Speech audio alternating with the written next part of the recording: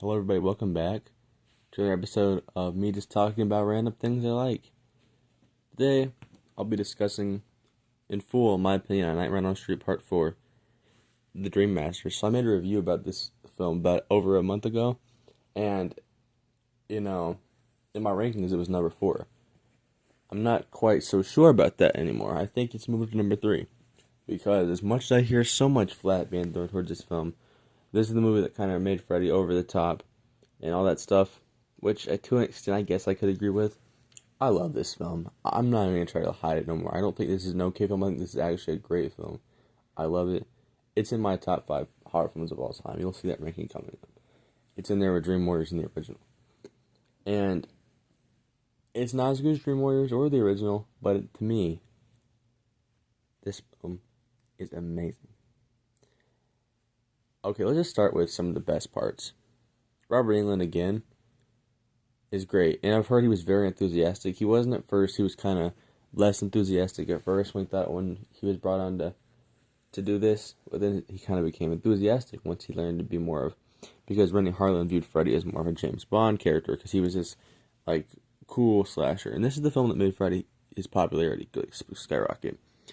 And there's a lot of comedy in this film. I'll admit some of it does not land. And I think that Rick's death is a pretty big, teller. That's the one bad part of this film. I don't like his death. It's very cheap. It's not drawn out. Especially when you compare it to the others in this movie, which Renny Harlin, he's a great story. Finnish director who was homeless and kept bugging New Line. They finally gave him the job, and he would go on to do some really big projects. And this film was the most successful in the franchise until Freddy vs. Jason, And again, I think that basically the Dream Warriors got done dirty. I think that Tuesday Night as Kristen, she's not as good as Patricia Arquette. I also think that Kincaid should have lasted longer. I think you could have killed Joey first. Because Joey, I think I think none of them should be killed out first, but out of the 3 of them, it should have been Joey. And I could have seen maybe Kristen or Kincaid passing in the last, getting killed by Freddy in the last part of the film. But I would like to be they sacrificed themselves to help Alice one last time. That was such a better way to bring him. But the way they killed him off and then turned him into part of Freddy's soul collection, or made them appear in dreams and stuff like that, it just feels so disrespectful to the characters. But with that being said, I love this film. I love the soundtrack. Maybe not as much as Part 3, but I really enjoy this soundtrack. Running from This Nightmare, I think is a good song, good opener. When the opening starts and you see that New Line Cinema logo appear on the screen, I love that. I love Alice. I think Alice, beside Nancy, is my favorite final girl in these films. I think if Kristen would have been played by Patricia Arquette 2 films, she would have been number 2. But I like Alice. I think she's great. I think she's great, honestly. And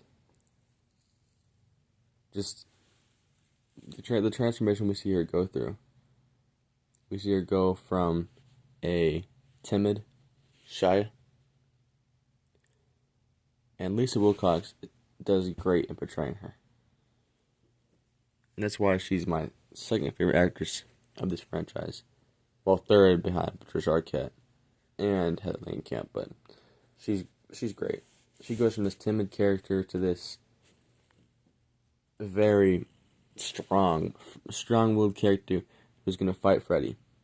And I love that. I just love the idea of the powers of every dream person. After they get killed by Freddy, she absorbs their powers. It's like she's collecting power-ups, basically, to fight Freddy. And although I think, yes, Kristen's death scene was very disrespectful, she deserves something more than being stepped aside and pushed into that furnace. I think that Alice takes the torch and runs with it pretty good the rest of these movies. Like the next 2. Because they didn't bring her up for Freddy's Dead, but that's probably a smart idea. That movie sucks. Yeah.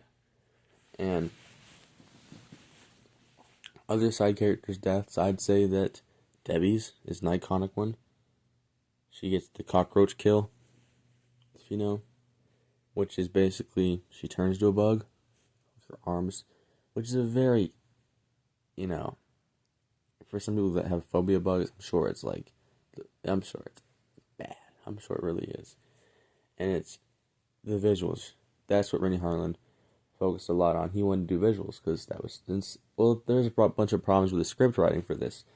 By the time he came on, the script wasn't even written fully, and it was being written while the movie was being shot, which is a bad way to do it. But the visuals he had to rely on, he has some great visuals. I love the spinning tunnel at the end where Dan and Alice are walking through it, and I do enjoy the church setting where Freddy gets killed at the end. And man, the way he dies is the mirror thing is a little, just like the way he was resurrected.